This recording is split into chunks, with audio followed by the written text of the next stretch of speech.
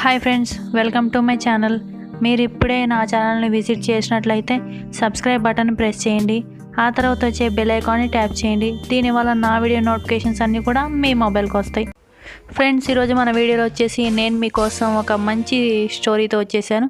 ఇంకెందుకు ఆలస్యం ఫ్రెండ్స్, ఆ స్టోరీ ఏందో తెలుసుకుందాం. ఈరోజు స్టోరీ నేమ్ వచ్చేసి ఆడపిల్ల. కాంతమ్మ, సీతమ్మ మంచి స్నేహితులు. ఒకే ఊర్లో ఉండటమే కాదు, బావి దగ్గర నీళ్లకు, సంతలో వస్తువులు కొనడానికి, పేరంటాలకు, పెళ్ళిళ్ళకు అన్నింటికి కూడా కలిసి వెళ్ళి వస్తుండేవారు. ఊరి వాళ్ళందరూ కాంతమ్మ ఉన్న చోట సీతమ్మ ఉండక మానదని అనుకునేవారు. సీతమ్మ ఏ పని చేస్తే కాంతమ్మ తను అదే పని చేస్తుందని కూడా అందరికీ అర్థమైంది. అదేమిటో కానీ వారి స్నేహానికి తగ్గట్టు ఇద్దరికి ఒక్కొక్క కూతురు, ఒక్కొక్క కొడుకు పుట్టారు. కాంతమ్మ పిల్లల పేర్లు ఉమా, కమలేషు. సీతమ్మ పిల్లల పేర్లు రమ, మహేషు. పెద్దవాళ్ళిద్దరూ స్నేహంగా ఉన్నట్లే పిల్లలు స్నేహంగా ఉండేవారు.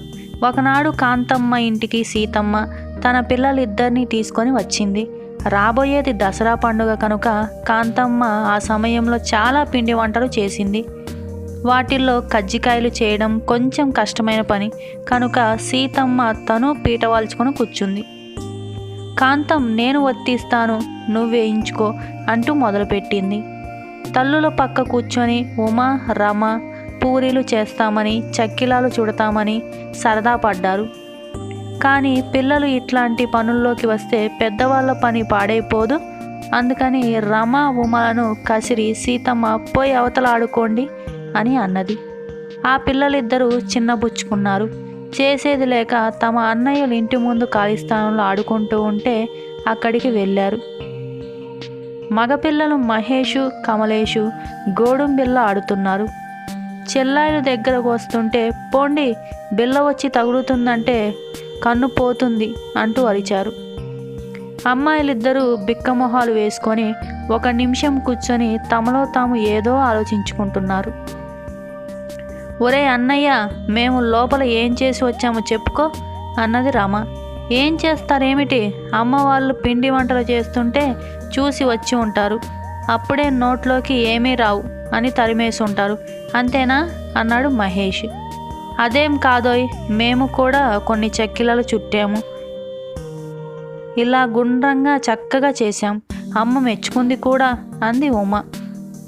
ఈ మాట వినగానే మగపిల్లలిద్దరూ లోపలికి పరిగెత్తారు. పిన్ని, మేము కూడా చెక్కిలాలు చుడతాము అన్నాడు మహేష్. మీరు చుడతారా? ఇంకా నయం, మగపిల్లలు ఈ ఆడపిల్ల పనుల్లోకి రాకూడదు, పోయి ఆడుకోండి అన్నది సీతమ్మ. కాంతమ్మ నవ్వుతూ స్నేహితురాలి వంక చూసింది. ఏమిటి సీత, పనుల్లో ఆడపిల్ల పని, మగపిల్లల పని ఉండకూడదు. చిన్నపిల్లలు సరిగా చేయలేకపోతే నేర్చుకోమనాలి, కానీ పసితనం నుంచి ఈ తేడాలు వాళ్ళకి చెప్పకూడదు అన్నది. ఏమోనమ్మా, నేను మాత్రం మా అబ్బాయి చేత చెక్కిలాలు చేయించను, చీపిరితో ఊడవమని, నీళ్లు మోసుకురామని చెప్పను. అవి అమ్మాయిల పనులు, మా రమ చేస్తుంది అన్నది సీతమ్మ. నువ్వు చాలా పొరపాటు పడుతున్నావు. అమ్మాయిలు చదువుకుంటున్నారు, ఉద్యోగాలు చేస్తున్నారు, పైలట్లుగా, ఇంజనీర్లుగా, డాక్టర్లుగా ఎన్నో పనులు చేస్తున్నారు. అవన్నీ అబ్బాయిలే చెయ్యాలని ముడుపు కట్టుకొని ఉంటామా అన్నది కాంతమ్మ. చేసిన పిండి వంటలు పల్లెల్లో పేరుస్తూ సీతమ్మకి ఈ మాట బొత్తిగా నచ్చలేదు.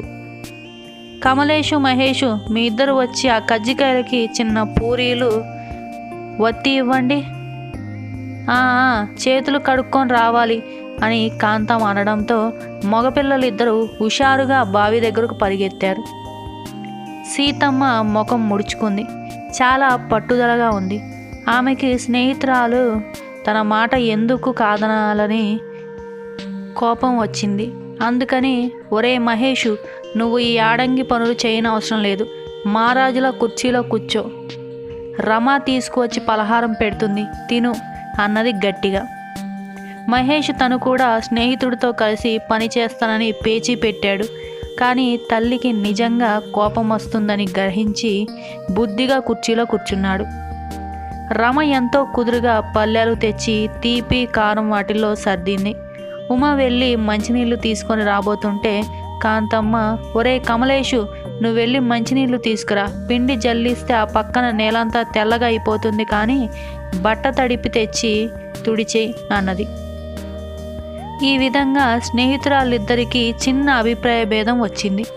ఆడపిల్లలు త్వరలోనే చదువు ఆపేసి పెళ్లి చేసుకోవాలని, ఇంటి పనులు చేయాలని సీతమ్మ ఉద్దేశం. అలా కాదని మగ ఆడ ఇద్దరు కూడా చదవాలని, అన్ని పనులు అందరూ కలిసి చేయాలని కాంతమ్మ గట్టిగా అన్నది. ఏదో కాస్త పలహారం కానిచ్చి సీతమ్మ తన పిల్లలతో ఇంటికి వెళ్ళిపోయింది. ఆ తర్వాత కొన్నాళ్ళు అంతగా మిత్రులు కలుసుకోలేదు. నలుగురి దగ్గర సీతమ్మ ఒక మాట అనడం ఆరంభించింది. కాంతమ్మ కూతుర్ని మొగరాయిలా పెంచుతోందని, కొడుకుని ఆడంగిలా తయారు చేస్తుందని. ఈ సంగతి కాంతమ్మకి ఎలాగో తెలిసింది. దానితో వాళ్ళ మనస్సులు కొద్దిగా విరిగిపోయాయి. కొన్నాళ్ళకి కాంతమ్మ వాళ్ళ ఆయనకి వేరే ఊరు బదిలీ అయింది. వెళ్ళేటప్పుడు సీతమ్మ ఇంటికి వెళ్ళి సెలవు తీసుకుంది. ఎంతో స్నేహంగా ఉన్న వారిద్దరూ పొడి పొడిగా మాట్లాడుకొని వీడ్కోలు చెప్పుకున్నారు. కొన్నాళ్ళు గడిచాయి. సీతమ్మ భర్త పాపం చనిపోయాడు. ఉన్న ఊర్లోనే మహేష్ గ్రామ పంచాయతీలో ఉద్యోగంలో స్థిరపడ్డాడు. రమ 6వ క్లాస్లో చదువు చాలించి పెళ్లి చేసుకొని వేరే ఊరి అత్తారింటికి వెళ్ళింది. సీతమ్మకి సంసారం బాగానే నడుస్తోంది. కానీ కొడుక్కి వచ్చే చాలీ చాలని జీతంతో ఒక్కోసారి మనసులో బాధపడుతుండేది. దానికి తోడు ఆ ఏడాది భారీ వర్షాల వల్ల ఇల్లు బాగా దెబ్బతిన్నది. బాగా నాని ఒక పక్క కూలిపోయింది. ఇల్లు కూలిన వారికి ఏదో ధన సహాయం చేస్తున్నారని, కలెక్టర్ గారు అది మంజూరు చేయడానికి వస్తున్నారని విని మహేష్ కూడా దరఖాస్తు సిద్ధం చేసుకున్నాడు. అందరూ కలెక్టర్ గారి కోసం ఎదురు చూస్తూ ఉండగా కారులోంచి దిగిన కలెక్టర్ గారికి అందరూ నమస్కరించారు. మహేష్ ఎక్కడో ఆమెను చూసినట్లు అనిపించింది. కాగితాలు దాఖలు చేసేటప్పుడు పరీక్షగా చూశాడు. ఉమా సందేహం లేదు. ఉమా శ్రీరామ్ అని పేరున్న తను ఎందుకని గమనించలేదు. ఆమె మాత్రం మహేష్ని వెంటనే గుర్తుపట్టి, మహి ఎలా ఉన్నావు అని ఎంతో సంతోషంగా బిగ్గరగా అడిగింది. పెద్దమ్మ బాగుందా? రమ ఎక్కడుంది? అంటూ ఆమె ప్రశ్నలు వేస్తుంటే ఉక్కిరి బిక్కిరి అయిపోయాడు మహేష్. అందరూ చాలా ఆశ్చర్యపోయారు. ఈ పరిచయం గురించి విని అందరితో పాటు మహేష్కి ఇల్లు రిపేర్కి డబ్బులు మంజూరైంది. ఆఫీస్ పని ముగిశాక రమ సరాసరి బాల్య స్నేహితుడితో కలిసి సీతమ్మను చూడ్డానికి వాళ్ళింటికి వెళ్ళింది. పెద్దమ్మ అంటూ ఆమె సీతమ్మను కావలించుకుంది. ఎంతో ప్రేమగా మాట్లాడి చీరలు కొనుక్కోమని 2000 రూపాయలు ఆమె వద్దంటున్నా ఇచ్చి బయటకు వచ్చింది. కారు వరకు వచ్చి సాగనంపిన సీతమ్మ, తల్లి ఉమా, ఆడపిల్లలు మగపిల్లలు ఇద్దరూ సమానమేనని నేను గ్రహించానని అమ్మకి చెప్పమ్మా. ఇంకా అడిగితే ఆడపిల్లలే ఎంతో పైకి వస్తారని, జ్ఞానం వచ్చిందని చెప్పు అన్నది. అందుకు ఉమా సంతోషించి నవ్వింది. సరే వెళ్ళొస్తానని చెప్పి ఇక అక్కడి నుంచి సెలవు తీసుకుంది. ఫ్రెండ్స్, మీకు కనుక మా వీడియో నచ్చినట్లయితే లైక్ చేయండి. అలాగే ఇలాంటి మరెన్నో వీడియోస్ కోసం సబ్స్క్రైబ్ చేయండి. ఆ తర్వాత వచ్చే బెల్ ఐకాన్ ట్యాప్ చేయండి.